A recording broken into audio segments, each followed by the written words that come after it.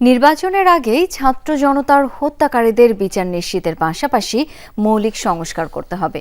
বগুড়ায় জুলাই পদযাত্রার কর্মসূচিতে এমন মন্তব্য করেছেন এনসিপির আহ্বায়ক নাহিদ ইসলাম। বলেন, বিচার প্রক্রিয়া দীর্ঘ হলেও দ্রুত রূপরেখা দেওয়া উচিত। অভ্যুত্থানের বর্ষপূর্তিতে পর্যায়ক্রমে দেশের ৬৪ জেলায় কর্মসূচির অংশ হিসেবে আজ বগুড়া জয়পুরহাটে পথসভা করেছে জাতীয় নাগরিক পার্টি। শ্রীলঙ্কা আবারও রপ্তানিতে শীর্ষে।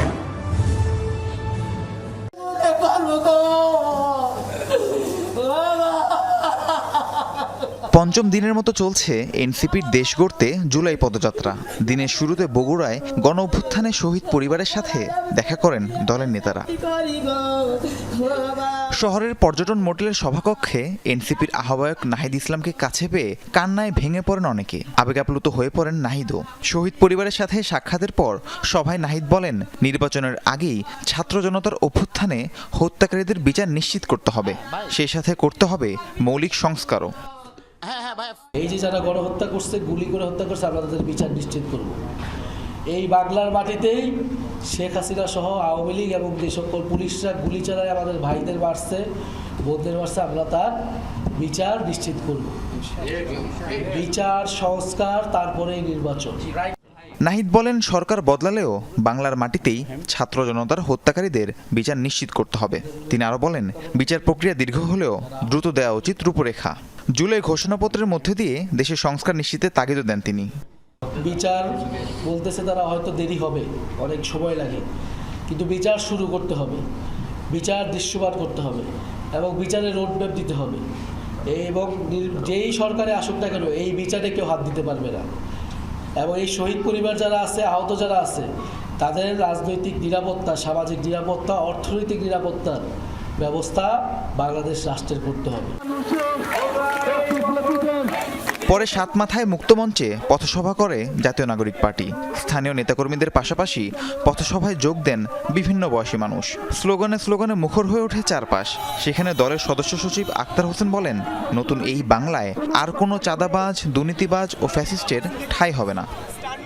আওয়ামী লীগের বিরুদ্ধে যুদ্ধ করে, ফ্যাসিবাদের বিরুদ্ধে যুদ্ধ করে যে নতুন বাংলাদেশ আমরা পেয়েছি, সেই নতুন বাংলাদেশকে আমরা আর কোনো ফ্যাসিবাদীদের হাতে ছেড়ে দেব না।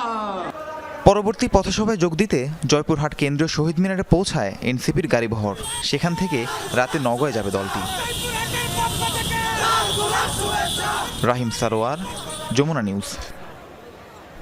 দর্শক, এনসিপির জুলাই পদযাত্রার বিষয়ে আরও জেনে নেব। জয়পুরহাট থেকে এই মুহূর্তে যুক্ত হচ্ছেন সহকর্মী আব্দুল আলিম। আলিম, পথসভা এখন কোন পর্যায়ে রয়েছে? জনসংযোগে কি কি বলছেন এনসিপি নেতারা?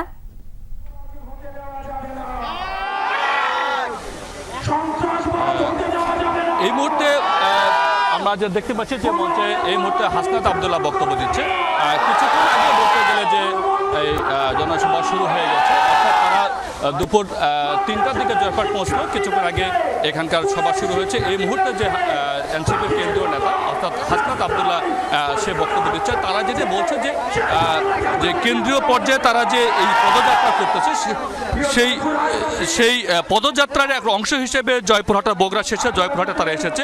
এখানে যদি আমরা বলি যে কেন্দ্রীয় নেতা উপস্থিত রয়েছে, বিশেষ করে নাহিদ ইসলাম উপস্থিত রয়েছেন, সার্জিস আলম রয়েছেন, তারপরে আক্তার হোসেন রয়েছেন, তাসলিম যারা রয়েছেন, অর্থাৎ কেন্দ্রীয় সব নেতারাই কিন্তু এই মুহূর্তে জয়পুরহাটের মঞ্চে অবস্থান করতেছে। এই মুহূর্তে হাসনাত আব্দুল্লাহ বক্তব্য দিচ্ছে। হাসনাত আব্দুল্লাহ যেটা বলছেন যে কারণে তারা জুলাই আন্দোলন করেছেন, সেই জুলাই আন্দোলন কিন্তু কোনোভাবেই ব্যাহত হতে দেওয়া যাবে না। অর্থাৎ জনগণের সাথে থেকে জনগণকে সাথে নিয়ে তারা কিন্তু এই আন্দোলনের যে গণঅভ্যুত্থানের যে উদ্দেশ্য, সেই উদ্দেশ্যে তারা সফল করতে চান। সেই ক্ষেত্রে তারা বলছেন যে আগামী যে জাতীয় সংসদ নির্বাচন আসবে, সেই জাতীয় সংসদ নির্বাচনে তারা এনসিপির পক্ষে তারা ভোট প্রার্থনা করবেন এবং জনগণকে পাশে নিয়ে আর যে সংস্কারগুলো রয়েছে সেই সংস্কারগুলো তারা করতে চায়। এই এমন বক্তব্য কিন্তু এখানে বিশেষ করে হাসনাত আব্দুল্লাহ এই মুহূর্তে বক্তব্য দিচ্ছেন এবং হাসনাত আব্দুল্লাহ পরে হয়তো সার্জিস আলম বা নাহিদ ইসলাম তারাও বক্তব্য দিতে পারে। তখন হয়তো আমরা তাদের আরও যে বক্তব্যগুলো সেগুলো আমরা আপনাদেরকে জানাতে পারবো। আলিম, ধন্যবাদ আপনাকে।